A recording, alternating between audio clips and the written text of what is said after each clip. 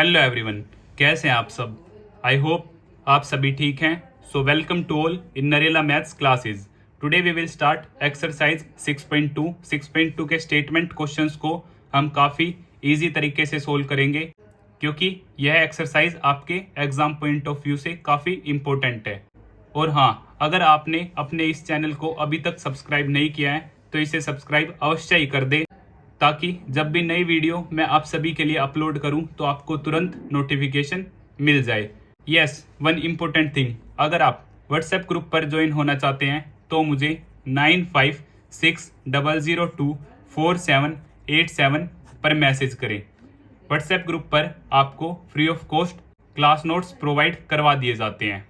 Exercise 6.2 question number 1। In given figure if AB parallel to CD and CD parallel to EF and Y ratio Z is equal to 3:7, then find the value of X।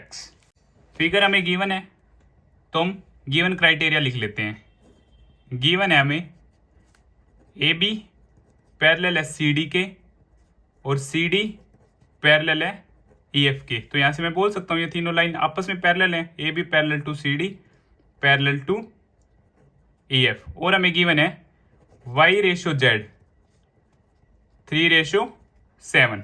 इसे मैं लिख सकता हूँ y/z is equal to 3/7। To proof, हमें prove क्या करना है, value of x। हमें x की वैल्यू फाइंड आउट करनी है। तो यहां से प्रूफ स्टार्ट करते हैं हम। अगर ये z है तो मैं बोल सकता हूं हमारा ये एंगल भी क्या होगा, z। Corresponding angles are equal. अब हम मान लेते हैं let angle y is equal to 3p, क्योंकि रेशियो गिवन है, और angle z is equal to 7p। अब यहां से angle y plus angle z is equal to 180 degree. Linear pair y और z दोनों एक ही लाइन पे हैं तो दोनों का सम क्या होगा, 180। Reason linear pair. अब 3p plus 7p is equal to 180 degree. So 10p is equal to 180 degree, और p की वैल्यू यहां से आ जाती है हमारी 180/10 18 डिग्री। अब यहां से हम एक्चुअल वैल्यूज फाइंड कर लेते हैं। Angle y is equal to 3p, so 3 into 18 54 degree. Angle z 7p, so 7 into 18 126 degree. अब यहां से मैं बोल सकता हूं angle x is equal to angle z, reason alternate interior angles are equal. जब हमारी दो लाइन पैरेलल होती है तो हम बोल सकते हैं x और z इक्वल होंगे, रीजन अल्टरनेट इंटीरियर एंगल। तो z हमारा 126 है तो यहां से एंगल x भी हमारा क्या हो जाएगा, 126 degree. Hence proved. Another method, हम इस क्वेश्चन को एक अलग मेथड से भी क्या कर सकते हैं, सोल्व। जैसे y और z हमने देख लिया 180 डिग्री बना रहे हैं, एक ही लाइन पर है, तो यहां से एंगल y होगा हमारा y अपॉन में सम ऑफ बोथ इनटू में कितने का एंगल फॉर्म हो रहा है, 180 डिग्री। सो y 3 अपॉन में 3 प्लस 7 इंटू में 180 डिग्री। सो यहां से 3/10 180 डिग्री, 0 से 0 cut 54 degree. Same for z sum of both into 180 degree. So 7 sum of both 10 180 cut 126 degree. आगे जो भी क्राइटेरिया होगा वो सेम होगा। तो आप एंगल इन दो मेथड से क्या कर सकते हैं, फाइंड कर सकते हैं, आपकी चॉइस है। तो इसी तरह हमारा क्वेश्चन नंबर 1 कंप्लीट होता है। Question number 2। In given figure if AB parallel to CD and EF perpendicular to CD and angle GED is equal to 126 degree, find the angle AGE, angle GEF and angle FGE। तो figure आप सभी के सामने है। अब हम लिखते हैं गिवन। गिवन है हमें AB पैरेलल है CD के और EF है परपेंडिकुलर CD पे। EF हमारा परपेंडिकुलर है CD पर, और हमें गिवन है angle GD is equal to 126 degree. To prove, हमें प्रूव क्या क्या करना है, angle AGE, angle G F और angle F G. So angle A G E, हमें ये एंगल फाइंड आउट करना है। और जी ई एफ, हमें एक ये एंगल फाइंड आउट करना है। और एफ जी ई, और हमें एक ये एंगल फाइंड आउट करना है। कोई दिक्कत?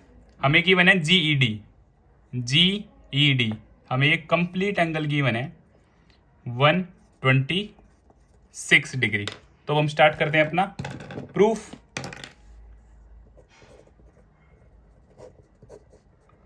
हमें गिवन है जी डी, सो जी ई डी को मैं ब्रेक करके लिख सकता हूं जी ई एफ प्लस में F E D, angle G E F plus में एंगल एफ ई डी। सो जी ई डी हमें यहां से गिवन है 126 degree, angle G E F same, और एफ ई डी हमारा क्या है 90 डिग्री, क्योंकि परपेंडिकुलर है। तो यहां से 126 90 इधर सब्ट्रैक्ट, तो यहां से एंगल जी ई एफ, सो 126 minus 90 36 degree, angle G F, और मैं लिख सकता हूं एंगल जी ई एफ हमारा होगा 36 डिग्री। अब angle A G E is equal to angle G E D. Reason A G ये वाला एंगल और जी ई डी ये वाला एंगल, दोनों लाइंस पैरेलल है। हम बोल सकते हैं ये दोनों एंगल इक्वल होंगे। Alternate interior angles are equal, तो यहां से ए जी हमें फाइंड आउट करना है, और जी ई डी हमारा क्या है 126 डिग्री, तो यहां से ए जी भी हमारा कंप्लीट होता है। अब next angle A G E plus में angle F G E is equal to 180 degree. Reason linear pair A G E और F G E, linear pair से ए जी हम प्रूव कर चुके हैं 126 डिग्री। सो यहाँ से angle F G E is equal to 180 degree, F G E is equal to 180 minus 126 degree. तो यहाँ से मेरा एफ जी ई आ जाता है 180 माइनस 126 54 डिग्री। सो यहाँ से हमारे तीनों एंगल प्रूव हो जाते हैं, hence proved. Question number 3, in given figure if P Q parallel to S T, angle P Q R is equal to 110 and angle R S T is equal to 130 degree, find angle Q R S. तो figure आप सभी के सामने है। Given क्या है हमें given है पी क्यू पैरेलल है हमारी एस टी के, और हमें angle P Q are given है 110 डिग्री, और angle R S T given है हमें 130 डिग्री। तो इसी तरह टू प्रूव हमें क्या करना है, एंगल क्यू आर एस ये एंगल हमें क्या करना है फाइंड आउट करना है। तो एक छोटी सी कंस्ट्रक्शन कर लेते हैं। प्रोड्यूस पी क्यू को मैंने आगे पॉइंट वाई तक इंक्रीज किया और टी एस को आगे पॉइंट एक्स तक इंक्रीज किया। Produce P Q to point Y and T S to point X. अब हम स्टार्ट करते हैं प्रूफ। एक थोड़ी सी नेमिंग कर लेते हैं फिगर में। एंगल वाई इसे मान लेते हैं एंगल एक्स, और इसे मान लेते हैं एंगल जेड। नेमिंग से हमारा क्वेश्चन क्या हो जाता है, ईजी हो जाता है।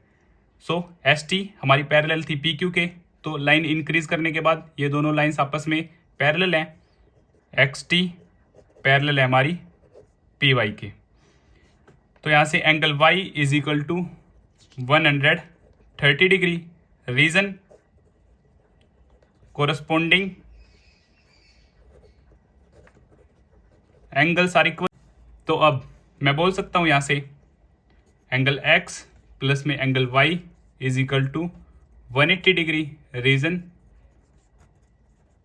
लीनियर पेयर एक्स और वाई दोनों का सम क्या होगा 180 डिग्री, क्योंकि एक ही लाइन पे है।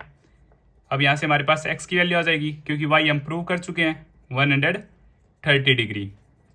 So angle X 180 degree minus 130 degree, so यहाँ से एक्स की वैल्यू हमारे पास आ गई 50 डिग्री।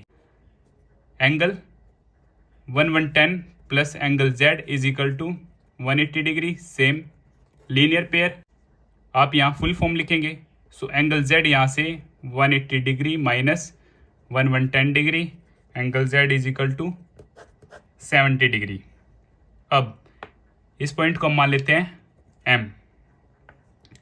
इन ट्रायंगल क्यू एम आर हम क्या यूज़ करेंगे, एंगल सम प्रॉपर्टी।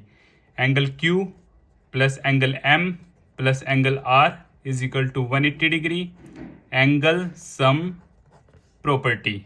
तो एंगल क्यू हमारा angle Z, angle M angle X, और आर है हमारा क्यू आर एम और क्यू आर एस, दोनों ही सेम बात है 180 degree. So angle Z 70 degree, angle x हमारा 50 डिग्री, क्यू आर एम और क्यू आर एस जो हमें फाइंड आउट करना है दोनों सेम ही थिंग है।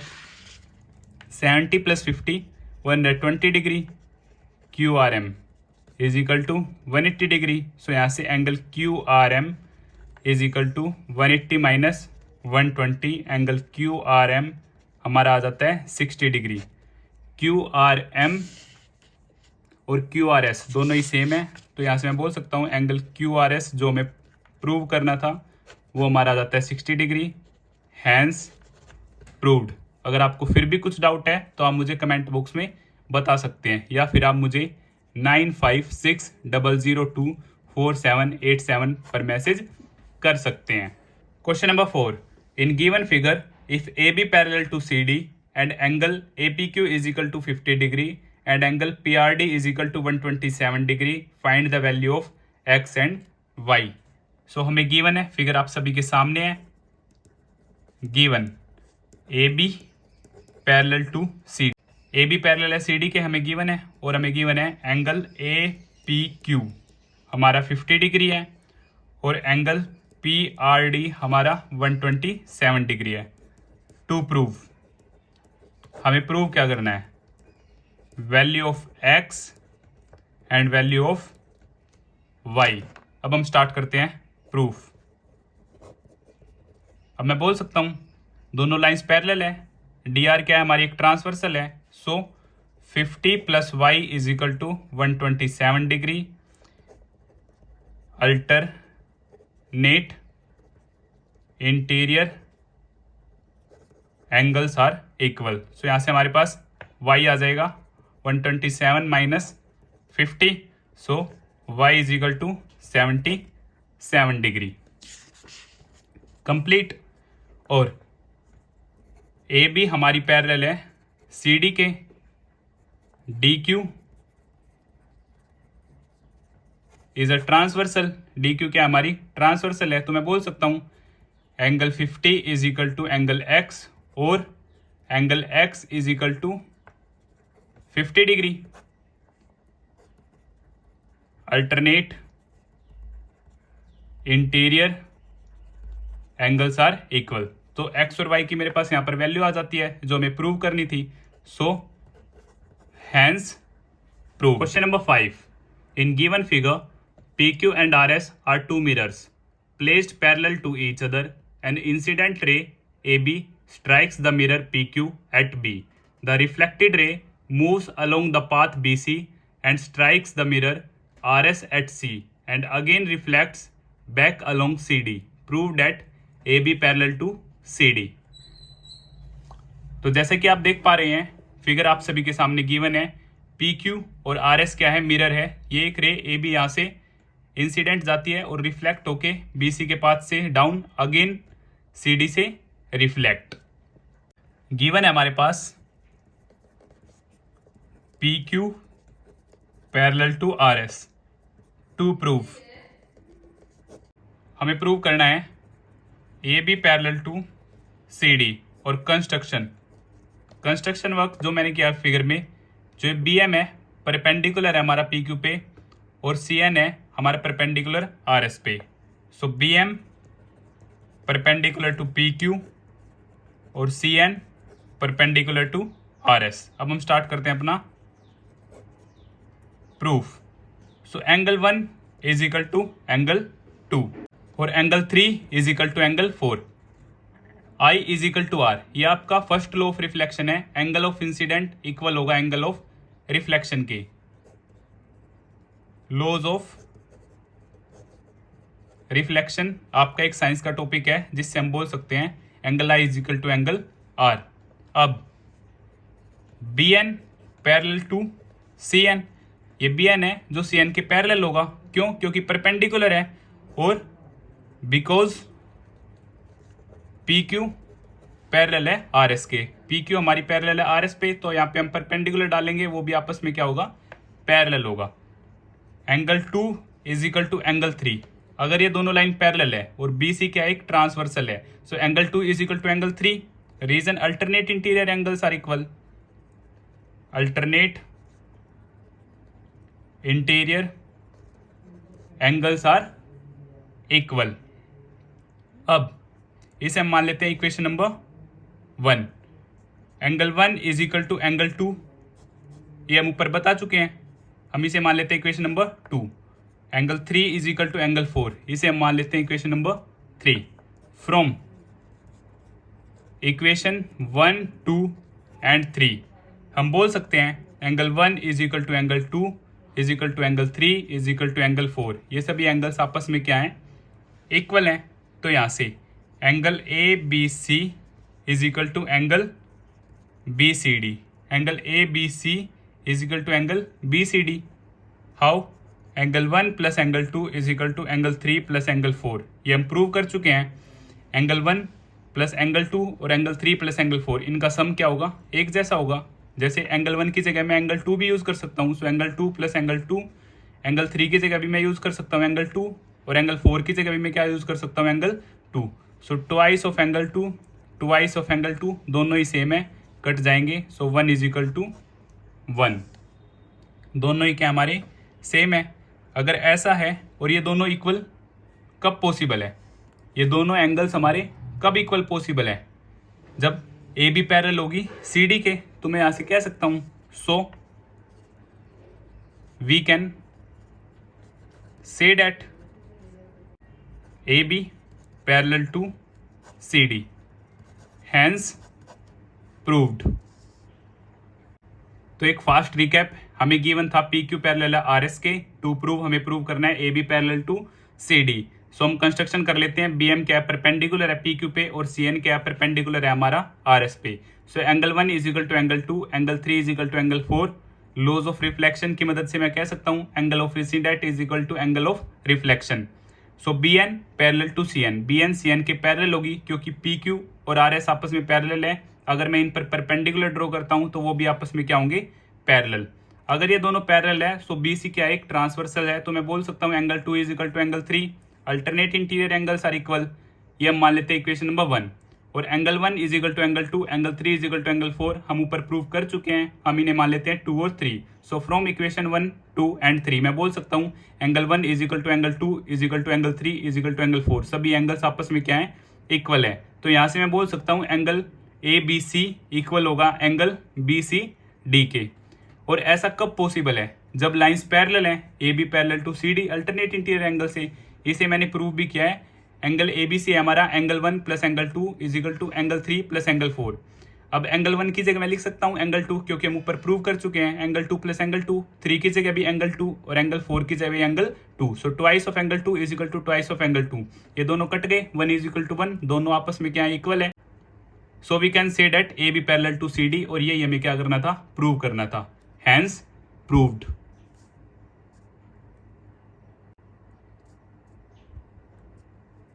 कंप्लीट क्वेश्चन है।